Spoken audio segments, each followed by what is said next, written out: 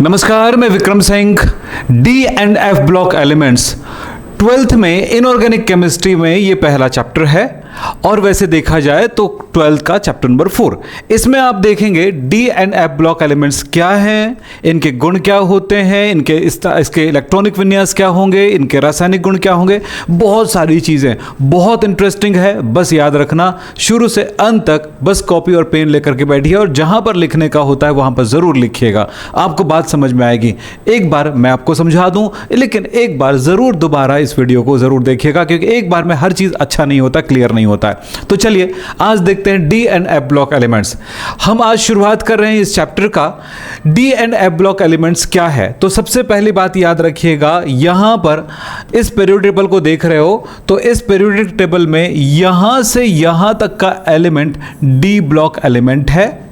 अब इसका मतलब क्या हुआ? इसका मतलब ये हुआ भैया कि इस जगह पर हम कह सकते हैं कि ये पूरा एलिमेंट, ये इतना बॉक्स, ये पूरा का पूरा डी ब्लॉक एलिमेंट्स को दिखाता है, जिसमें ग्रुप नंबर देखिए 1b, तो यहां पर ग्रुप नंबर आएगा 1 2 3 4 5 6 7 8 9 10 11 और 12 नंबर का ग्रुप जो है क्या होगा?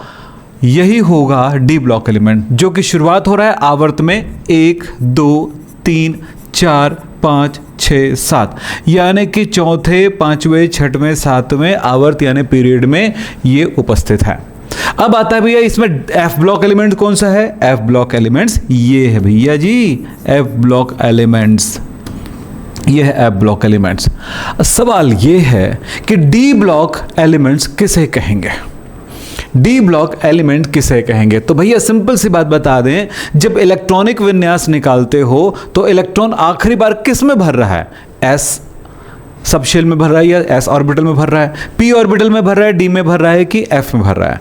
अगर एस में भरेगा तो एस ब्लॉक एलिमेंट है, डी में भरेगा तो डी ब्लॉक एलिमेंट है, पी में भरेगा तो पी ब्लॉक एलिमेंट है। तो सीधा सा जवाब है कि वे तत्व जिनमें अंतिम इलेक्ट्रॉन डी कक्षक में भरता है, डी ब्लॉक एलिमेंट कहलाता है। अंतिम इलेक्ट्रॉन डी कक्षकों में भरा जाता है, वे तत्व जिनके अंतिम इलेक्ट्रॉन डी कक्षकों में भरा जाता है, डी ब्लॉक एलिमेंट कहलाएगा।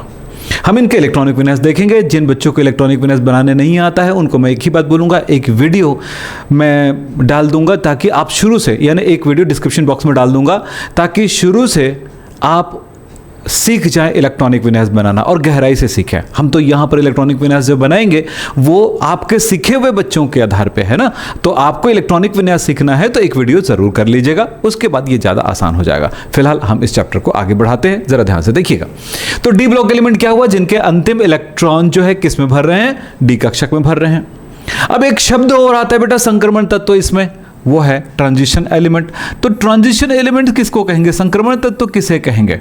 संक्रमण तत्व उन तत्वों को कहा जाता है जिनके डी कक्षक पूर्ण रूप से ना भरा हो, यानी डी कक्षक में इलेक्ट्रॉन भरेगा परंतु वो पूरी तरह से ना भरा हो। अब इसको समझना है, डी में इलेक्ट्रॉन कितना भरता है आपको पता होगा, डी में भरता है 10। तो चलिए मैं थोड़ा सा डी ब्लॉक एलिमेंट की बात करता हूं।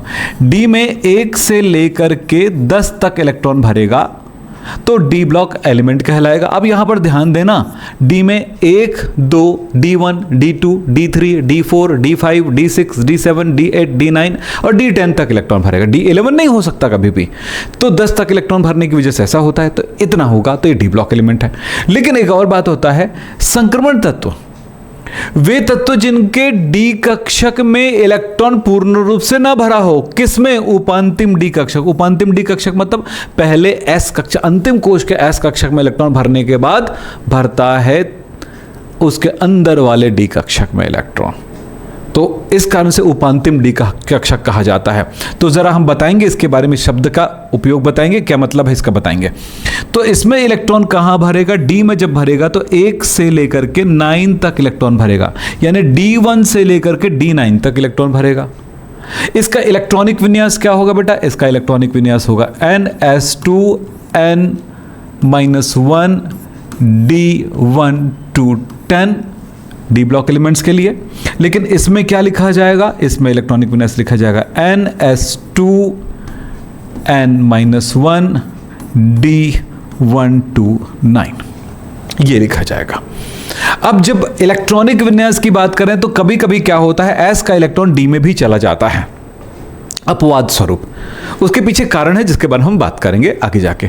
तो ये इलेक्ट्रॉनिक विन्यास होगा। तो यहां पर आपने समझा 1 से 9 तक भरेगा तब, और यहां पर आपने समझा 1 से 10 तक भरेगा तब। तो ये डी ब्लॉक एलिमेंट और संक्रमण तत्व में ये एक महत्वपूर्ण अंतर है। यानी सारे डी ब्लॉक तत्व क्या नहीं हो सकते हैं, संक्रमण तत्व नहीं हो सकते हैं, लेकिन सारे संक्रमण तत्व डी ब्लॉक एलिमेंट्स हो सकते हैं। मैं आपको यहां पर दिखाता हूं, चलिए ये देखिएगा।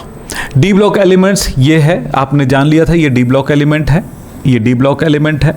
तो इस डी ब्लॉक एलिमेंट को हम यहां पर बाहर निकाल करके डिटेल में बड़े रूप में आपको दिखा रहे हैं। तो यहां आप देखिएगा इसके इलेक्ट्रॉनिक विन्यास की बात हो रही, तो मैंने आपको बताया इसमें जब इलेक्ट्रॉन भरेगा तो D1 भरेगा, इसमें भरेगा D2, D3, D4, D5, D6, D7, D8, D9 and D10 भरेगा।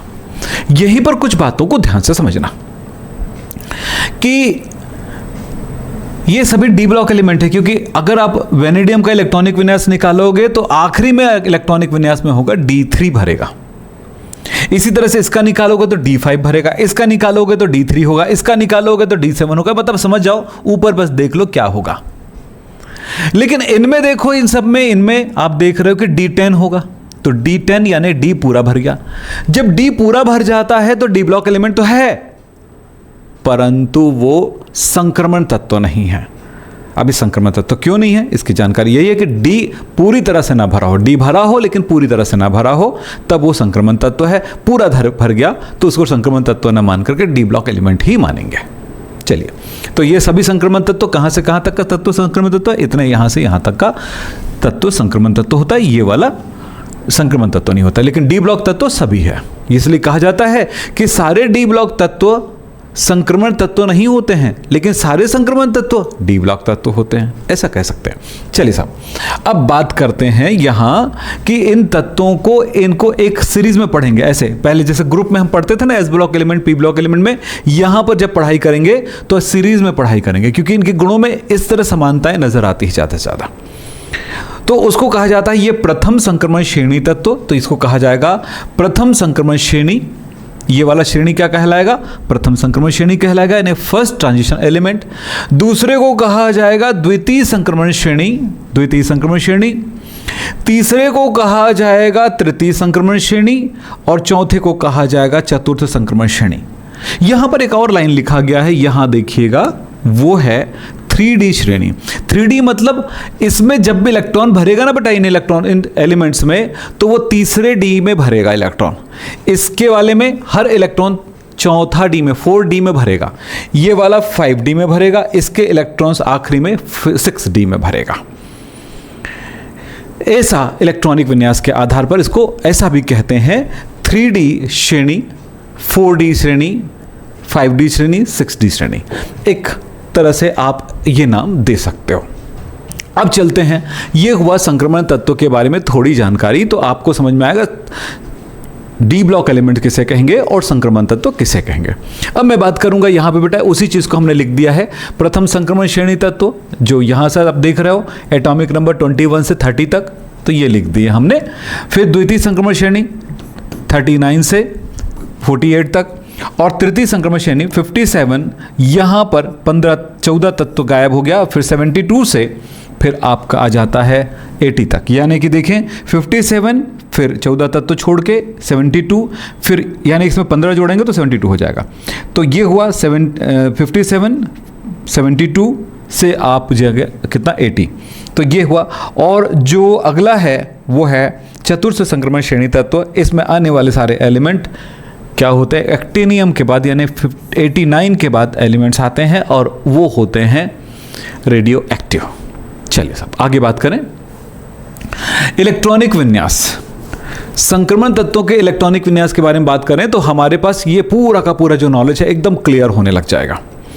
देखो बेटा, मैंने अभी बताया इलेक्ट्रॉनिक विन्यास कैसा होता है, इसका इलेक्ट्रॉन कैसे भरेगा, n-1 D में भरने के बाद n1 D में भरता है, जब 4s में NS में इलेक्ट्रॉन भरने के बाद, NS में इलेक्ट्रॉन भरने के बाद, NS में इलेक्ट्रॉन 1 से लेकर के 2 तक भरता है और D में 1 से लेकर के 10 तक इलेक्ट्रॉन भरता है, अलग अलग तरह से। तो एग्जाम में जब प्रश्न पूछा जाएगा ना संक्रमण तत्वों का इलेक्ट्रॉनिक विन्यास क्या होगा, तो आप ऐसा लिखेंगे NS2 NS1 to 2 N-1 D 1 to 10 लिखेंगे। अब इसी चीज़ को मैंने यहाँ पर लिख दिया है आपके लिए। अब आप बोलेंगे सर उसमें तो आगे लिखा गया है। एक्चुअली N-1 और N का मतलब क्या होता है? N का मतलब यदि 4 है तो N-1 का मतलब क्या हुआ? 4 - 1 यानी कि 3, यानी आप समझ लो N के नंबर से N-1 नंबर अंदर का है, यानी जिस ऊर्जा स्तर में S में इलेक्ट्रॉन भरता है उसके अंदर वाले D में इलेक्ट्रॉन भरा हुआ है। चलो इसको थोड़ा सा यहां पर हम समझने की कोशिश करते हैं। चलो साहब, इस के अनुसार समझें, ये है एक परमाणु की संरचना। हम ऐसे ही सिंपल संरचना बना रहे हैं।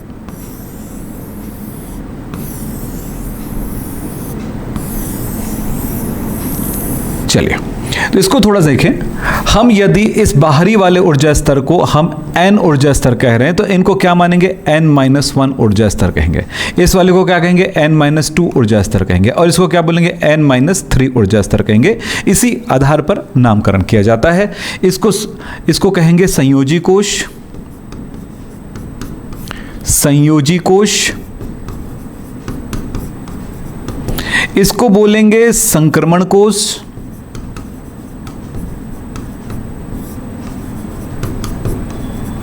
या उपांतिम कोश भी कहते हैं, या कहेंगे उपांतिम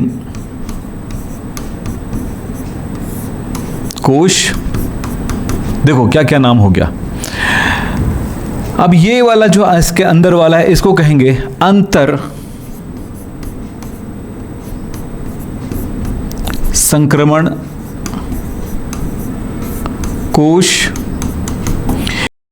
मेरी क्लासेस जो है, प्रीमियम क्लासेस जो है, आपको पूरा का पूरा संपूर्ण क्लास आपको मिल जाएगा मेरे ऐप में, पेड कोर्स में। आप मेरे साथ जुड़िए, मेरे नंबर पर मुझे कॉल करिए, मुझे व्हाट्सअप करिए। सुबह 10 बजे से लेकर के शाम को 6 बजे के बीच हमें कॉल कर सकते हैं किसी भी टाइम। लेकिन याद रखना बेटा कि आप समय बर्बाद ना करें, क्योंकि ना 11वीं दोबारा आएगा ना 12वीं दोबारा आएगा। या कहेंगे अंतर संक्रमण कोश कहेंगे, यही बात समझ ले बस। तो याद रखना N-1, N-2, N-3 ऐसे नाम दिया जाता है। ठीक है, तो इस तरह से ये कहलाएगा वैलेंस सेल, ट्रांजिशन सेल, जिसको उपांतिम कोश के नाम से भी जाना गया है। तो यही मतलब हुआ। तो अगर इसमें 4, अगर मान लेते हैं ये 1 2 3 4 5, ये पहला एनर्जी लेवल, दूसरा एनर्जी लेवल, तीसरा, चौथा, 5वां एनर्जी लेवल है, तो समझ सकते हैं ये N की वैल्यू 5 है तो N-1 की वैल्यू 4 होगा। एक इलेक्ट्रॉनिक विन्यास निकाल के आपको बताता हूं ताकि आपको बात समझ में आ जाए। मैंने कहा अगर आपको इलेक्ट्रॉनिक विन्यास बनाने नहीं आता है तो आपको इलेक्ट्रॉनिक विन्यास बनाने पहले सीखना पड़ेगा, उसके बाद ये जो बात होगी ज़्यादा अच्छे समझ में आएगा। और आता है तो फिर बात कुछ और है। हाँ, एक बात है कि इस टॉपिक को पढ़ने के लिए, इस चैप्टर को पढ़ने के लिए इलेक्ट्रॉनिक विन्यास आपको बनाने आना चाहिए, थोड़ा ध्यान रखिएगा। अब मैं यहाँ पर इलेक्ट्रॉनिक विन्यास कुछ बना के दिखाता हूँ। जैसे मान लेते हैं स्कैंडियम परमाणु क्रमांक 21 है। इलेक्ट्रॉनिक विन्यास क्या होगा बेटा? देखो यहां पर हमारे पास है ये 21 वाला, मैं एक आध का बना के दिखाता हूं आपको लाइन से। तो इलेक्ट्रॉनिक विन्यास क्या होगा? 1s2 2s2 2p6 3s2 3p6 4s2। 3p के बाद 4s में इलेक्ट्रॉन भरेगा, याद रखना इसमें 2 और 3d1, ये इलेक्ट्रॉनिक विन्यास होगा। 21 2 2 4 और 6 10 2 12 6 18 2 20 और 1 21 हो गया, ये इलेक्ट्रॉनिक विन्यास होगा। इसीलिए हम लोग लिखते हैं कि अंतिम, अब रियल में अगर इसको मैं अरेंज करूं परमाणु के अनुसार, तो पहले ऊर्जा स्तर ये हुआ, दूसरा ऊर्जा स्तर ये हुआ, तीसरा ये और ये मिला करके हुआ, और ये चौथा ऊर्जा स्तर हुआ, एनर्जी लेवल लास्ट हुआ। तो अगर किसी परमाणु में देखा जाए तो पहले अगर हम इसको इस तरह अरेंज करें तो पहले एनर्जी लेवल में इलेक्ट्रॉनिक विन्यास है 1s2, दूसरे एनर्जी लेवल में 2s2 और 2p6 है देखो, और तीसरे एनर्जी लेवल में 3s2 3p6 और 3d1 इलेक्ट्रॉन भरा हुआ है, और आखिरी में क्या भरा हुआ है देख रहे हैं? 4s2। लेकिन इलेक्ट्रॉन 3D में भरने से पहले इसमें भरता है अफबाउ प्रिंसिपल के अनुसार, अफबाउ सिद्धांत के अनुसार, जैसा कि आप जानते हैं। इसी अफबाउ सिद्धांत को अगर आपने नहीं समझा होगा तो बहुत ही मस्त ट्रिक के साथ समझाया हूं, जिसका मैंने लिंक नीचे दे दिया है, आप उसे जाकर देख लेना। वर्षा, लिंक में डाल देना वो वीडियो ना, कहाँ से, जीरो लेवल बेसिक में जो मैं इलेक्ट्रॉनिक विन्यास सिखाया हूँ वहाँ से डाल देना इनको। चलो साहब, तो आप लोग भी देख लेना बेटा वहाँ से, तो आपकी प्रॉब्लम सॉल्व हो जाएगा। तो ये स्कैंडियम का इलेक्ट्रॉनिक विन्यास हुआ। आप चाहें तो आगे पीछे लिख सकते हैं। अब स्कैंडियम का हुआ, अगर इसके बाद एलिमेंट है मेरे पास, अगर टाइटेनियम का भरना हो तो कैसे होगा, परमाणु क्रमांक स्केटी टाइटेनियम 22 का इलेक्ट्रॉनिक विन्यास क्या होगा, 1s2 2s2 2p6 3s2 3p6 4s2 3d2। अब याद रखना, इलेक्ट्रॉन भरने के लिए आपको याद रखना पड़ेगा ये वाली बात कि पहले 1s में भरेगा, फिर 2s में भरेगा, 2p 3s 3p 4s 3d 4p 5s 5s, फिर आता है 5s के बाद 4d। इस तरह से इलेक्ट्रॉन भरते जाएगा, फिर 5p में भरेगा। ये क्रम है, तो ये क्रम आप याद रखिए, या पूरा का पूरा सिस्टम एक बार इलेक्ट्रॉनिक विन्यास का समझिए, ताकि आपको इस चैप्टर को समझने में मदद मिले। हमेशा याद रखना, 12th पढ़ने के लिए 11th की कुछ टॉपिक समझना होता है, जिसको जीरो लेवल बेसिक क्लास कहते हैं। और जीरो लेवल की हमारे पास जो वीडियोज़ हैं उनको ज़रूर करिए, आपको बहुत आसानी समझ में आएगा केमिस्ट्री। तो चलिए, ये हुआ। अब बेटा कुछ ये तो इलेक्ट्रॉन जैसे भरते भरते आपने इस तरह भरा। अब एक बड़ी मजेदार बात बताता हूं जो आपके एग्जाम के लिए बहुत ही महत्वपूर्ण है। एक और इलेक्ट्रॉनिक विन्यास बताता हूं, ध्यान से सुनिए। चलो परमाणु क्रमांक 26 का देख लेते हैं, तो क्या होगा, 1s2 2s2 2p6 3s2 3p6 4s2 3d6। अगर मैं जिंक का इलेक्ट्रॉनिक विन्यास बनाऊं जिसका परमाणु क्रमांक 30 है, तो क्या होगा, 1s2 2s2 2p6 3s2 3p6 4s2 3d10। तो आपने देखा जिंक में अंतिम कोश में D पूरी तरह भर गया है, यानी D10 हो गया है। ये D ब्लॉक एलिमेंट है, आखिरी बार D में भरा है इसलिए, लेकिन ये संक्रमण तत्व तो नहीं है। कौन, जिंक। ये एक बात है। अब यहीं पर मैं आपको कुछ अपवाद वाला इलेक्ट्रॉनिक विन्यास बनाता हूं जो बहुत ही इंपॉर्टेंट है, याद रखना आपके एग्जाम के लिए, वेरी इंपॉर्टेंट। क्रोमियम, क्रोमियम का परमाणु क्रमांक 24 होता है, इलेक्ट्रॉनिक विन्यास होगा 1s2 2s2 2p6 3s2 3p6 4s2। जब तक 4 में s में नहीं भरेगा तब तक D में कैसे आएगा, तो क्या होगा, 3d4 होगा। इलेक्ट्रॉनिक विन्यास जब इलेक्ट्रॉन भरोगे तो इसी तरह से इलेक्ट्रॉन भरेगा और लास्ट में 3d4 हो जाएगा। लेकिन हुंड के नियम अनुसार यह इलेक्ट्रॉनिक विन्यास गलत है। हुंड कहता है कि देखो कैसे होगा, S में दो इलेक्ट्रॉन भरा, लेकिन D में आपके पास इलेक्ट्रॉन भर चुका है 4, D कक्षक में 5, D सबशेल में 5 ऑर्बिटल होते हैं, तो 4 इलेक्ट्रॉन 1 2 3 4। अब देखें पांचों कक्षकों को ध्यान से देखें तो बराबर नहीं भरा है, या एक एक करके पूरा भरेगा तब बराबर होगा, यानी सममित होगा, जबकि ये सममित नहीं है। सममित नहीं होने की वजह से यह इलेक्ट्रॉनिक विन्यास अस्थायी है। यह सममित सिमेट्रिकल नहीं है, अतः यह इलेक्ट्रॉनिक विन्यास अस्थायी है। अस्थायी मतलब नहीं होगा, अस्थायी मतलब ये नहीं होगा। तब क्या होगा, तब 4s2 का एक इलेक्ट्रॉन उत्तेजित होकर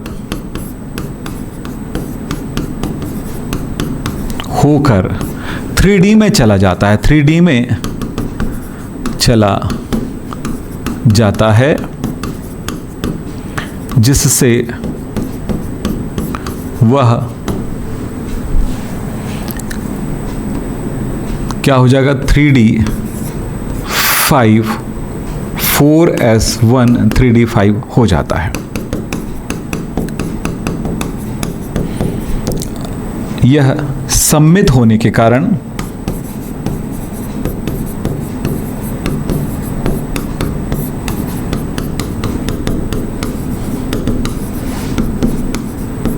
स्थायी होगा।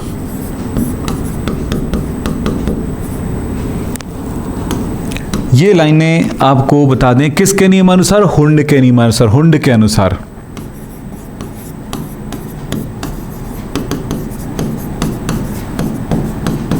तो इसका इलेक्ट्रॉनिक विन्यास क्या हुआ? असली में ये नहीं होगा, एग्जाम में ये मत लिखिएगा, इसके जगह पे लिखेंगे आप 1s2 2s2 क्रोमियम का इलेक्ट्रॉनिक विन्यास 2s2 2p6 3s2 3p6 4s2 ना होकर के 4s1 3d5 होगा, यानी s में देखो एक इलेक्ट्रॉन हो गया, d जो है पूरी तरह से इस तरह से 1 2 3 4 5 इस तरह से इलेक्ट्रॉन्स होंगे, ये स्थायी होगा। तो प्रश्न आता है कि क्रोमियम का इलेक्ट्रॉनिक विन्यास 4s2 3d4 ना होकर 4s1 3d5 होता है, क्यों? इसका जवाब बिल्कुल ऐसे लिख दीजिएगा। आपको याद रखना होगा कि d4 और d5 नहीं होगा, उसकी जगह पे d5, हाँ, तो क्या क्या नहीं होगा और क्या होगा ये बता देता हूं आपको, याद रखें, नोट ns2n-1 d4 ना होकर ns1 n-1 d5 होगा और ns2 n-1 d9 ना होकर ns1 n-1 d10 होगा। मतलब ये हुआ d4 ना होकर के d5 होगा, d9 ना होकर के d10 होगा। तो ये दोनों ही गलत है और ये दोनों ही राइट है। समझ लें, ये बातें आप अपने दिमाग में बिठा लें कि d4 होगा तो s से एक इलेक्ट्रॉन मांग करके d में डाल देना तो d5 हो जाएगा। d9 होगा तो s से एक इलेक्ट्रॉन मांग करके d में डाल देना तो कितना हो जाएगा? d9 की जगह d10 हो जाएगा। बस यही साइंस है, इसको याद रखना। एक एग्जांपल और दिखाता हूं आपको कॉपर में। कॉपर का परमाणु क्रमांक 29 है, 1s2 2s2 2p6 3s2 3p6 4s2 3d9। देखो इलेक्ट्रॉनिक विन्यास बनाएंगे तो ये पहले भर जाएगा तब इसमें भरेगा ना, तो इस तरह से d9 हो रहा है। तो इसको क्या करेंगे आप, इसमें भी d9 आ गया तो आप क्या करेंगे? d10 करना है इसको। तो d10 करने के लिए क्या करोगे? s1 d10 कर देना, s1 d10 कर देना। आपको बताऊं जवाब सेम होगा, यही होगा। हुंड के नियमानुसार यह सम्मित नहीं है। कौन सम्मित नहीं है बेटा? d9 सम्मित नहीं था इसको, क्योंकि d9 सम्मित क्यों नहीं था? क्योंकि d में देखो 5 कक्षक हैं,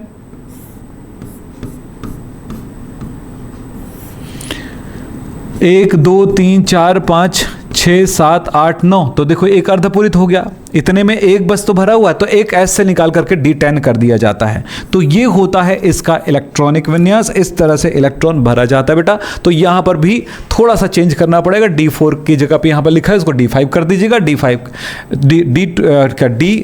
लिखा है उसका पर d9 लिख दीजिएगा और d5 लिखा है उसका पर d10 लिख दीजिएगा, बस इतना ही अंतर आएगा। तो आप एक की जगह दोनों का आंसर आप आराम से दे सकोगे।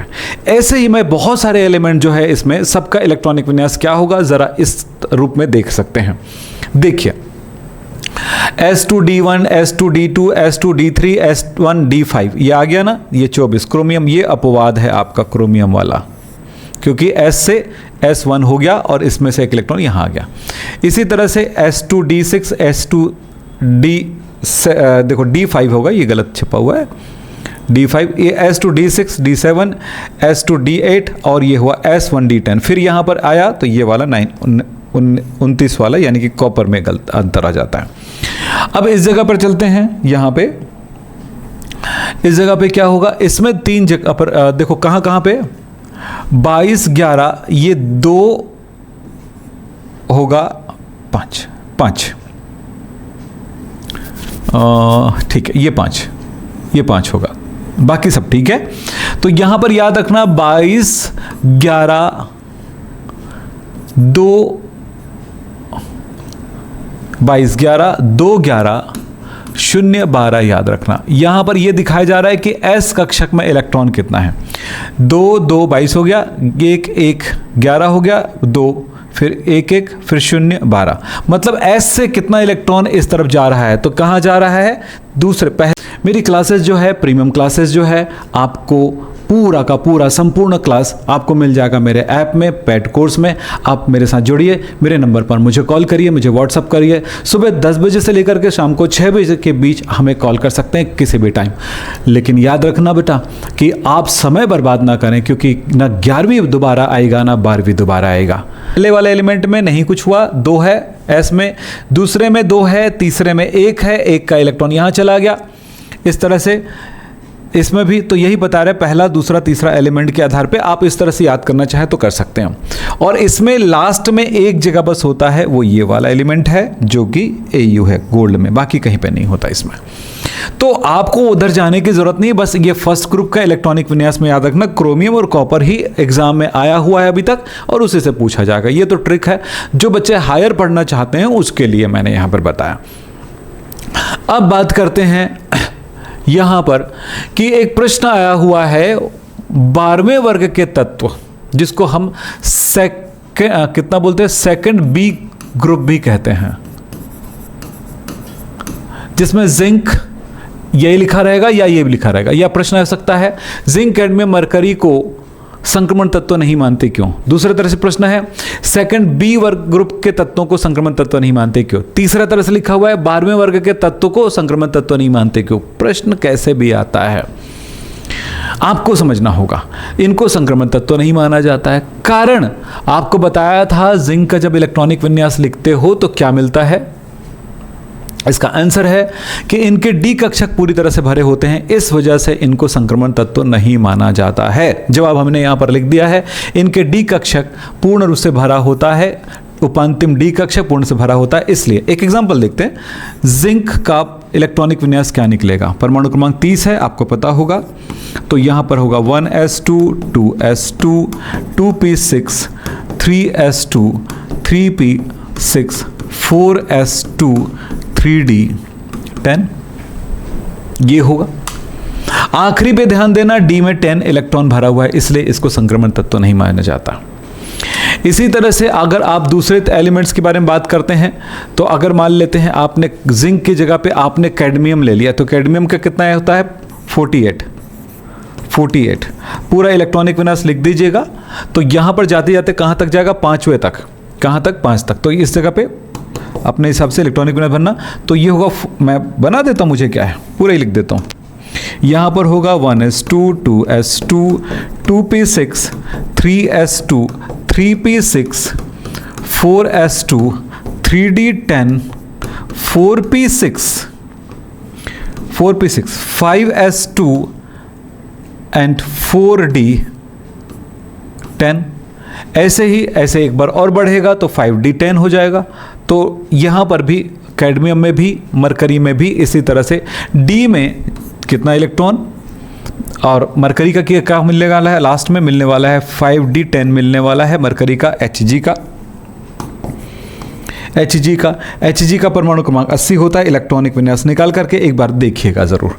तो यहाँ पर डी कक्षक जो है पूरी तरह से भरा होने की वजह से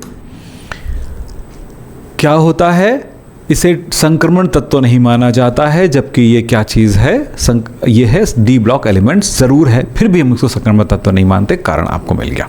चलिए साहब थोड़ा आगे बढ़ते हैं। संक्रमण धातु किस प्रकार के होते हैं, संक्रमण धातुओं के गुण क्या होते हैं। तो संक्रमण धातुओं के जो गुण हैं उस पर जरा ध्यान देंगे। सभी संक्रमण धातु जो होते हैं, संक्रमण तत्व जो होते हैं वो धातु होते हैं, मेटल होते हैं। सभी संक्रमण तत्व क्या होते हैं, मेटल होते हैं, धातु होते हैं। दूसरी बात होगी कि सभी संक्रमण तत्वों में ध्यान रखना, सबके सब ठोस होते हैं। ओनली पारा जो होता है वो द्रव होता है, पारा लिक्विड होता है, पारा को छोड़ करके पारा लिक्विड है, बाकी सभी ठोस होते हैं। इनके यौगिक या आयन रंगीन होते हैं। अब इसका रंग के बारे में बात करूंगा डिटेल में, तब आपको पूरा रंग बताऊंगा कौन कौन सा कंपाउंड में कौन कौन सा रंग होगा। यही तो है मज़ेदार। ये डी ब्लॉक एलिमेंट्स का पहला दिन एक इंट्रो है, फिर उसके बाद सारी चीज़ों को हम समझते हुए आगे बढ़ेंगे। फिर ये रंगीन होते हैं और इनके बहुत सारे आयन और बहुत सारे कंपाउंड जो होते हैं अनुचुंबकीय होते हैं, यानी चुंबक की तरफ आकर्षित होते हैं। ये धातु जो आपस में मिलकर के मिश्रण बनाती है, जिसको मिश्र धातु या एलॉय कहते हैं, यानी मिश्र धातु बनाने की इसमें क्षमता होती है, एलॉयज बनाने की इसमें क्षमता होती है। ये अंतराकाशीय यौगिक भी बनाती हैं, जिसको इंटरस्टाशियल कंपाउंड कहते हैं। ये संकुल या जटिल लवण का निर्माण भी करती है। उत्प्रेरकी गुण होता है, यानी कि इस वर्ग में आने वाले बहुत सारे तत्व और उनके यौगिकों को हम उत्प्रेरक की भांति व्यवहार करते हैं, उत्प्रेरक के रूप में उपयोग करते हैं। साथ में याद रखना, ये इनकी संयोजकता परिवर्ती संयोजकता होती है, जो कि डी ब्लॉक या संक्रमण तत्वों की सबसे बड़ी विशेषता होती है। भले हमने लास्ट में लिखा है, लेकिन सबसे बड़ी विशेषता यह है, बाकी चीज़ें आप जानेंगे। अब यहाँ पर आपके दिमाग में चल रहा होगा कि सर संकुल या जटिल लवण क्या होते हैं, तो मैं आपको बता दूँ, आपने कुछ इस तरह का कंपाउंड देखे होंगे जिनमें K4FeCN6 कहीं पे पढ़ा होगा, जरूरी नहीं कि अभी भी पढ़ लिए होंगे। ये तो जिसमें ऐसा बड़ा ब्रैकेट लगा होता है ना, ऐसे कंपाउंड के बारे में, इसमें क्या होगा क्या नहीं, इसके बारे में हम डिटेल में बात करेंगे और उसकी डिटेल जानकारी नेक्स्ट चैप्टर में मिलने वाला है। तो यहाँ तक की पढ़ाई में आप इन सबको याद रखेंगे और इनके गुणों को डिटेल करेंगे हम लोग नेक्स्ट क्लास में। तो आज की क्लास बस यहीं तक रहेगा, जिसमें हमने जाना कि संक्रमण तत्व क्या होते हैं, डी ब्लॉक एलिमेंट्स क्या होते हैं और उनके इलेक्ट्रॉनिक विन्यास के बारे में हमने जाना। कुछ हमने चीज़ें जाना कि कुछ इलेक्ट्रॉनिक विन्यास में हमने देखा कि कुछ अपवाद भी हैं और अपवाद का कारण क्या है और उसका आंसर क्या है। तो प्रश्न मैंने बताया, आप ध्यान से देखिएगा, फिर उसके बाद आगे बढ़िएगा। जैसे प्रश्न क्या आया, मैंने कहा प्रश्न कुछ ऐसे पूछते हैं कि क्रोमियम तथा कॉपर के इलेक्ट्रॉनिक विन्यास में अपवाद को समझाइए।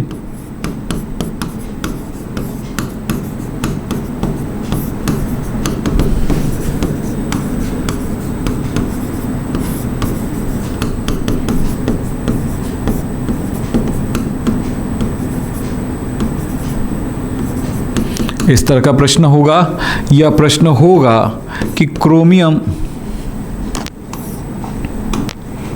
क्रोमियम का के संयोजी कोश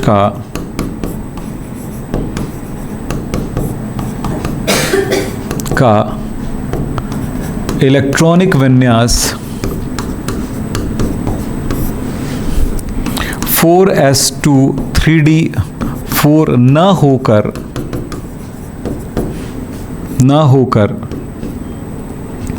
4s1 3d5 होता है, क्यों? ऐसे प्रश्नों का जवाब के लिए मैंने आज समझाया, बस वैसे आंसर लिखना।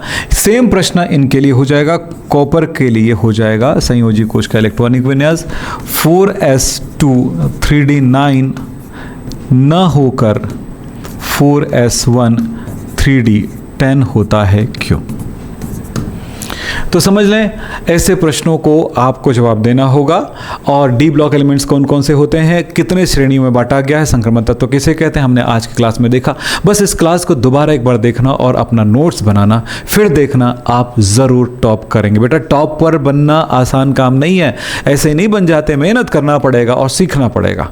तो मैंने इस तरह से आज की क्लास में मैंने कम समय में ज़्यादा चीज़ें सिखाने की कोशिश किया। और जिन बच्चों को इलेक्ट्रॉनिक विन्यास बनाने नहीं आता बच्चों, उनको मैं बोलूँगा, फिर दोबारा बोल रहा हूँ, नीचे डिस्क्रिप्शन बॉक्स में जाना, एक लिंक दिया गया है इलेक्ट्रॉनिक विन्यास सीखो करके, तो वहाँ से आप इलेक्ट्रॉनिक विन्यास सीख लो, फिर उसको समझने की कोशिश करना, बहुत आसान लगेगा फिर चीज़ों को समझ पाना। तो अगला क्लास हमारा क्या होने वाला है, आपको ये बता दें, अगला क्लास हमारा होने वाला है कि संक्रमण तत्वों की इन गुणों को हम अलग अलग पार्ट में लिखेंगे कि संक्रमण तत्व धातु क्यों होते हैं, ये ठोस क्यों होते हैं, ये रंगीन क्यों होते हैं, ये अनुचुंबकीय क्यों होते हैं, ये मिश्र धातु क्यों बनाते हैं, अंतराकाशीय, ये सब पे क्यों का जवाब अगला क्लास होने वाला है। तो नेक्स्ट क्लास में मिलेंगे, तब तक के लिए नमस्कार, धन्यवाद।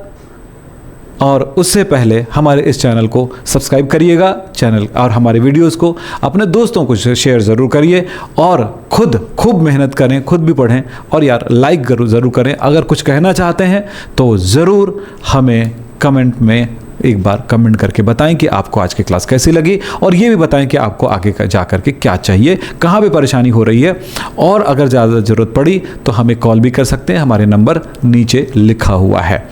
Thank you.